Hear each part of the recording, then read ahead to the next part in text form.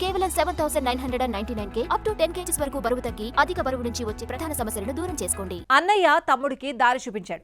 విజయ్ దేవరకొండ భారీ budget movies చేస్తూ ఉంటే తమ్ముడు ఆనంద్ మాత్రం చిన్న సినిమాలతో సరిపెట్టుకుంటున్నాడు. ఆనంద్ నటిస్తున్న సినిమాకు రిలీజ్ డేట్ దొరక్కపోవడంతో విజయ్ తమ్ముడు సినిమాకు తన రిలీజ్ డేట్ ఇచ్చేశాడు.